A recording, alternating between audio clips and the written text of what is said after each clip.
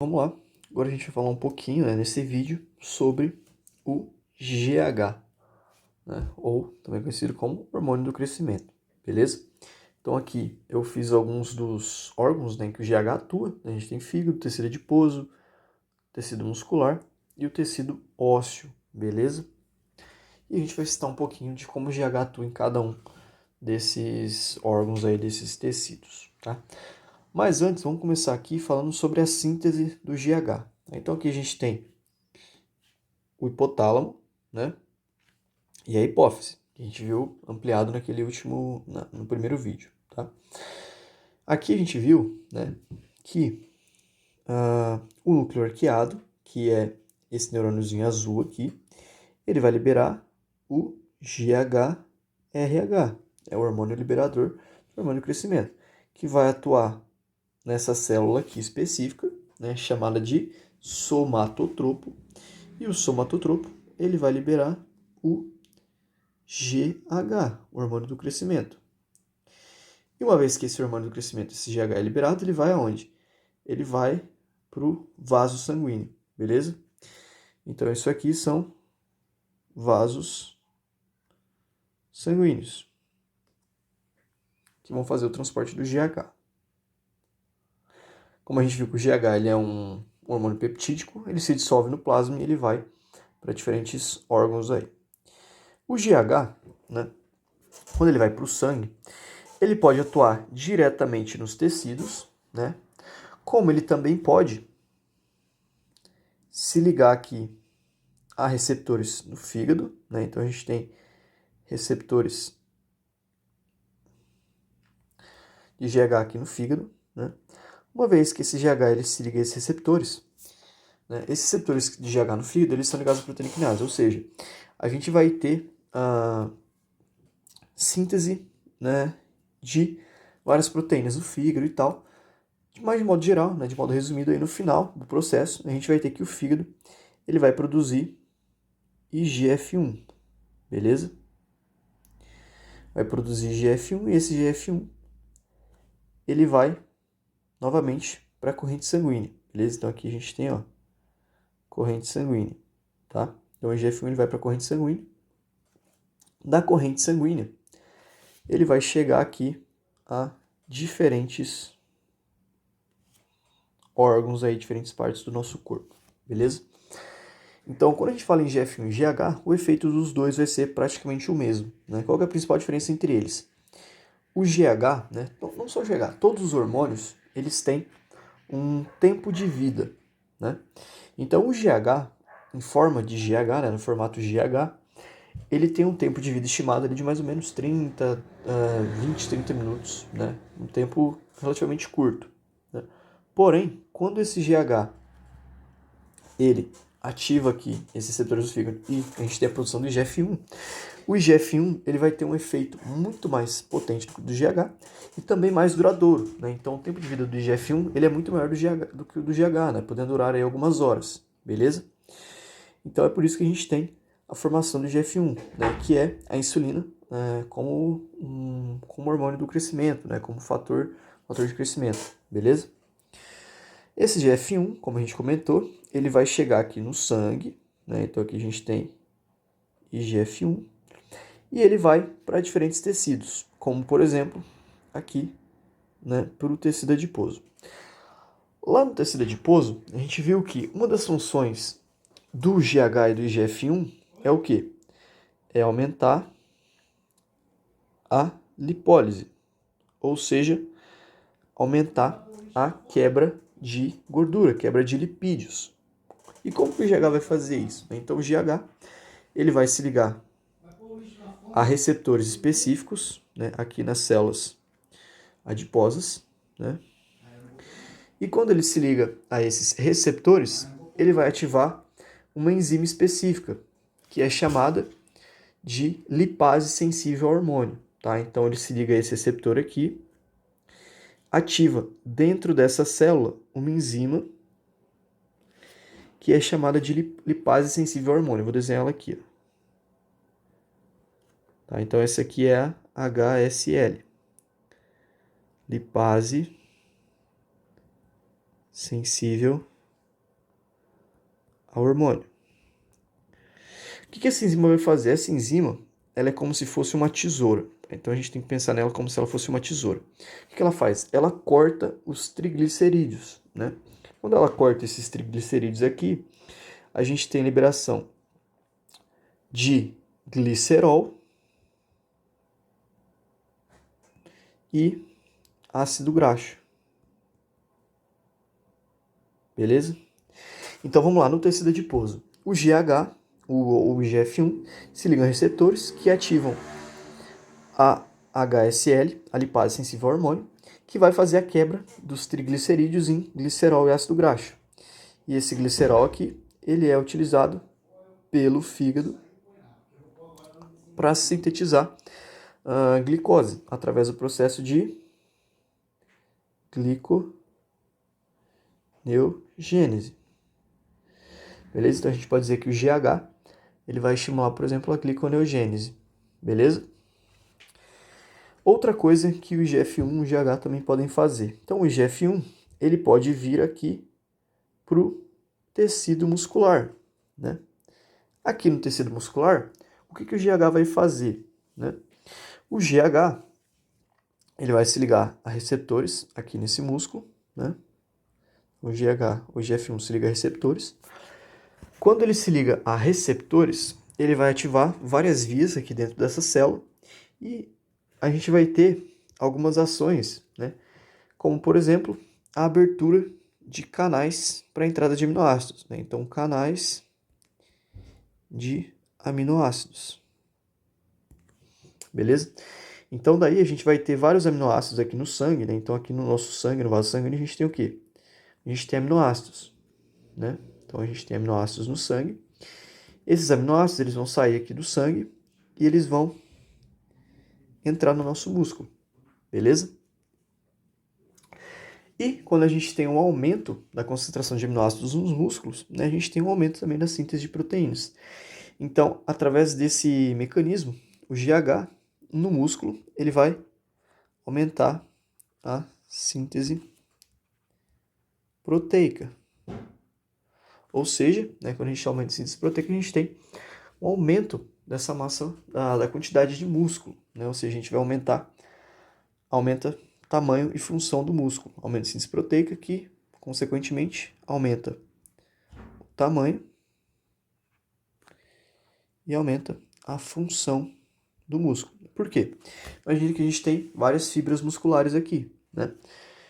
Então, a gente tem 4 fibras musculares. O GH faz com que novas fibras sejam produzidas. Então, a gente vai ter a produção de mais fibras musculares, que vão fazer o quê? Contração. Ou seja, a gente vai ter um aumento do tamanho do músculo e também um aumento da função. Ele vai conseguir contrair mais forte, porque a gente vai ter mais fibras contraindo, beleza? E o IGF-1, ele também vai atuar aqui no osso, né? No crescimento ósseo. Então, ele aumenta aqui o crescimento ósseo, beleza? Mas de que forma que o GH vai fazer isso? Vai aumentar o crescimento ósseo, né? Através da estimulação dos osteoblastos e osteoclastos. Então, aqui, dentro do nosso osso, a gente tem células específicas, né? Que são os osteoblastos, né? Que são as células que depositam substâncias no osso, né? Então, a principal função dos osteoblastos é a produção de colágeno tipo 1, beleza? Que é o que dá aí rigidez, densidade para o osso.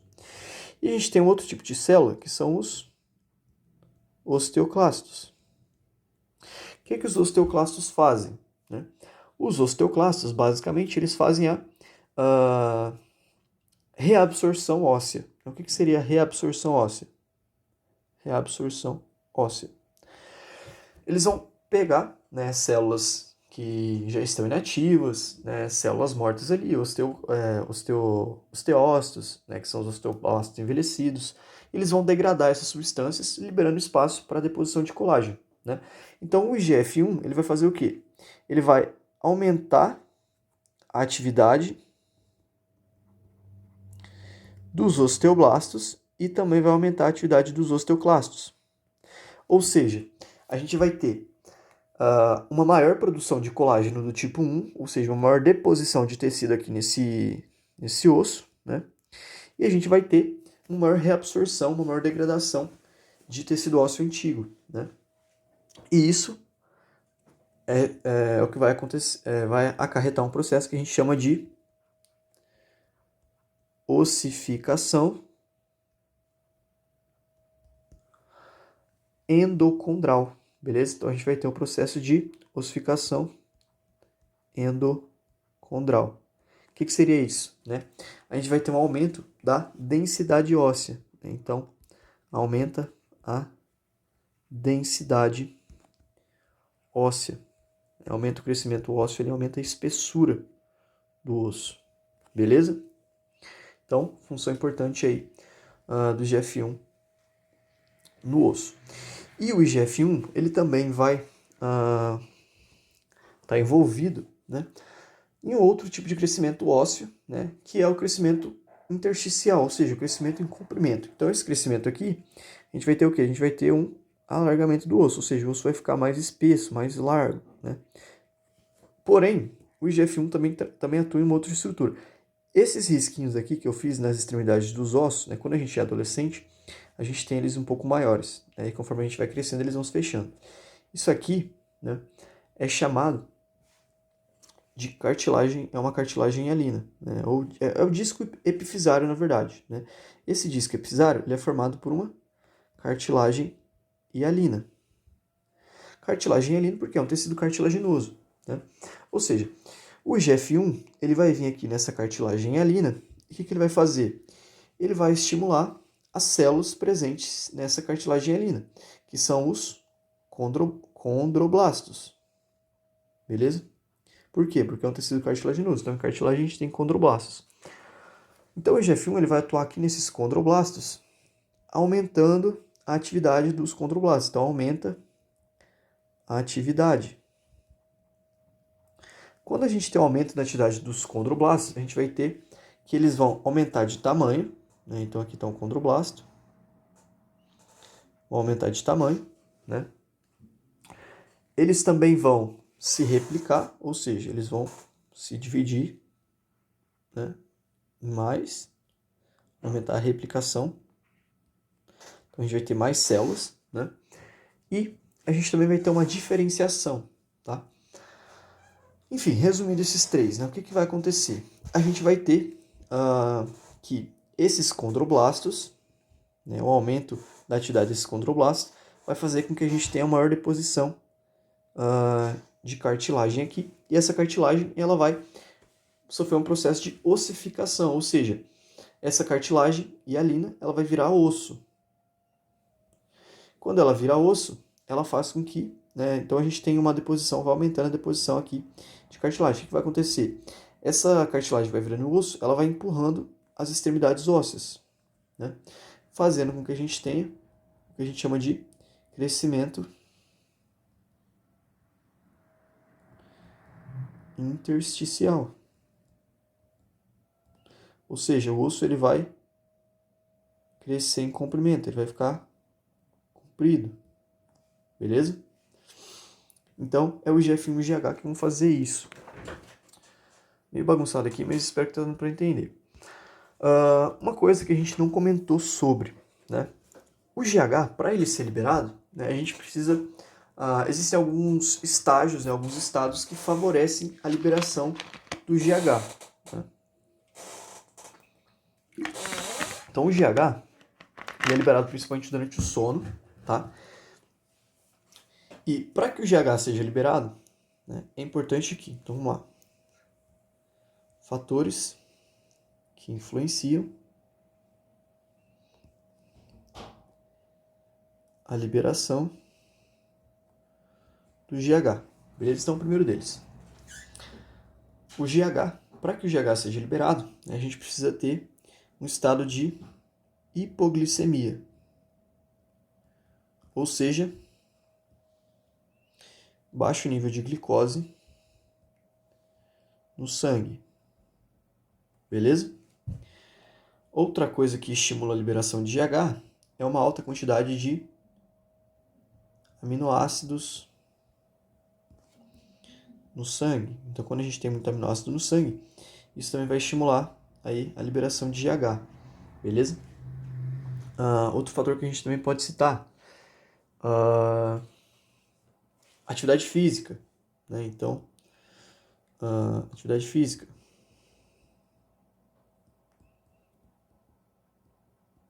também aumenta ali a liberação de GH. E a liberação de GH, ela ocorre principalmente no sono, né? No primeiro estágio do sono mais profundo. Sono mais profundo aí, beleza? Em relação às funções que o GH exerce, né? Então vamos lá. A gente já viu, no músculo ele aumenta, vou colocar aqui embaixo, né? Então vamos lá, resumindo aqui as funções do GH. Então vamos lá. No músculo, o GH, ele aumenta síntese proteica,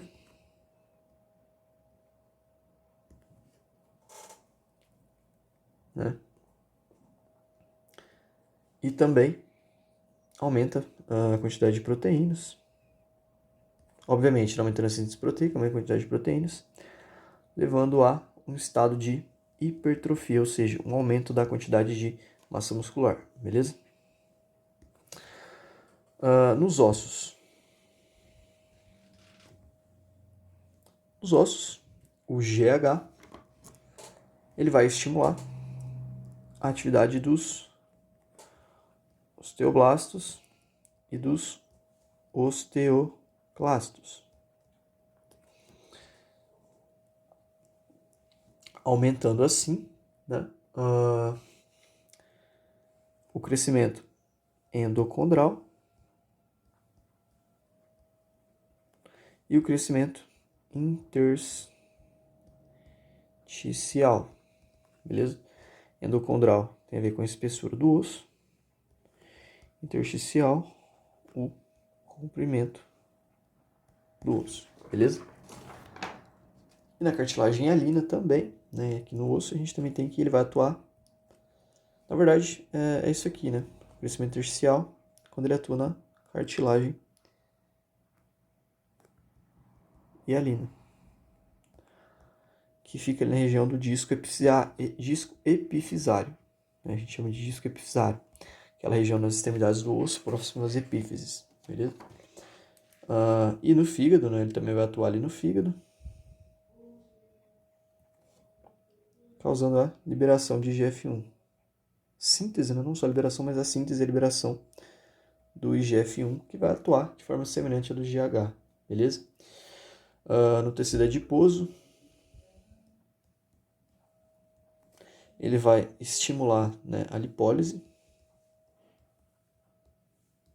né? Então aumenta ali o consumo de lipídios através do processo de gliconeogênese. Então, basicamente é isso, né? O GH. Então ele vai atuar na musculatura, aumentando a síntese proteica, nos ossos, aumentando, propiciando o crescimento, né? Tanto endocondral quanto intersticial. No tecido adiposo ele vai aumentar a lipólise e no fígado ele vai promover a liberação de IGF-1, beleza? Agora, a gente viu, né, que tem alguns casos, né, o GH ele pode ser, ele é, né, na verdade, um hormônio diabetogênico. Por quê? Né? Porque ele diminui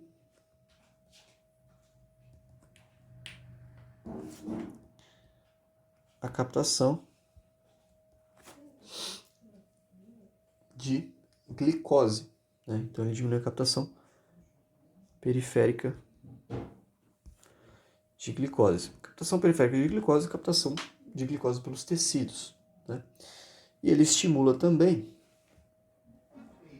ele aumenta, né? Ele estimula a gliconeogênese, que é a formação de glicose a partir, por exemplo, ali, de lipídios, né, e proteínas, principalmente lipídios. Então, esses dois fatores eles vão levar a um estado de hiperglicemia.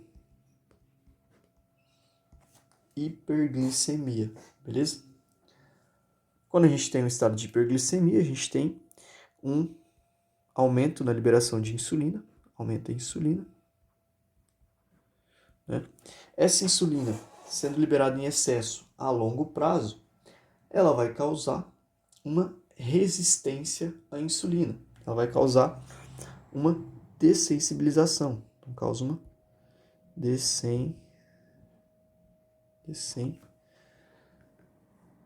não vou escrever essa palavra, não é muito difícil. Ela vai causar, né, uma regulação, um mecanismo de regulação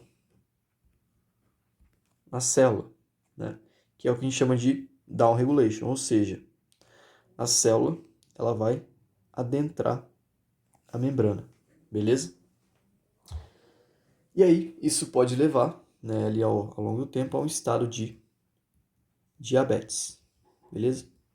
Isso no caso principalmente de pessoas que abusam ali, que tem que utilizam o GH de forma exógena, né, ou seja, através de suplementação, enfim, ou tem uma produção muito alta de GH, beleza? E pode levar daí, né, aqueles quadros que a gente viu também de diabetes, beleza? Em relação ao GH, né, a gente também tem que o excesso de GH na adolescência pode provocar o que a gente chama de gigantismo, e a falta de GH, opa, o que eu fiz aqui?